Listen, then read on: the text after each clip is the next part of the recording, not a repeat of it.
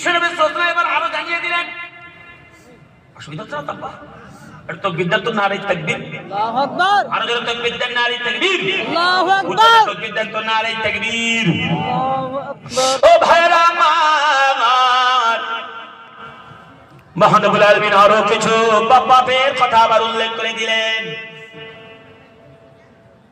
আমরা আজকের মুসলমানের দাবি করি হিসাব তো আমাকে আপনাকে দেওয়া লাগবে। গাছের পাতা যদি আল্লাহ হিসাব রাখে, কোন ভাবে গজিয়েছে তারও যদি হিসাব রাখে, সৃষ্টির মধ্যে আমাকে শ্রেষ্ঠ করে পাঠিয়ে দিলেন, আর আল্লাহ পাকি আমাদের হিসাব রাখবেন না। কাজগুলো যদি এবার ঠিকঠাক না করতে পারি, আবার একটুখানি খেয়াল করেন মহান নবী বিশ্বনবী কি বলে দিলেন। আল্লাহ রাসূল সাল্লাল্লাহু আলাইহি ওয়াসাল্লাম বলে দিচ্ছেন, পৃথিবীর জমিনের মধ্যে তোমরা যদি শান্তি পাপ করো, তোমাদের জন্য জান্নাত হারাম হয়ে যাবে। হাদিস বুখারী অধ্যায় ঈমান হাদিস নাম্বার 622 রেফারেন্স দিচ্ছে।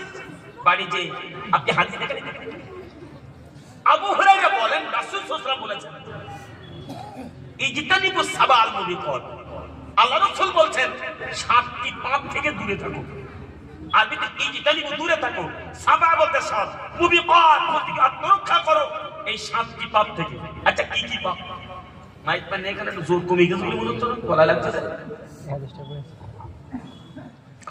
ভাইরা আমার ভালো করে শুনুন, ঠিক আছে চলুন, আর কি করা যাবে?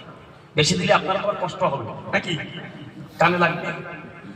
সুতরাং আমার একটু কষ্ট হোক, আলহামদুলিল্লাহ। আমি খুবই অসুস্থ, গতকাল প্রোগ্রামে ছিলাম কাকদ্বীপ নামখানা মৌসুমী এয়ারলাইন, কোন জায়গায়? আর আসতে তো বিদ্যান্ত বাপ নারী তাকবীর, আল্লাহু আকবার। ভাইরা আমার ভালো করে এবার একটুখানি শুনে নেন। বিশ্বনবী আমার জানিয়ে দিলেন 7টি পাপ থেকে আত্মরক্ষা করো। এক নম্বরে আল্লাহ রাসূল বললেন আশিরকু বিল্লাহ, কখনো যেন শিরিক করো না আল্লাহর সঙ্গে। মুসলমানের জায়গায় ফেসে গেছে বাপ, হিসাবের খাতা সেদিন জিরো হয়ে যাবে।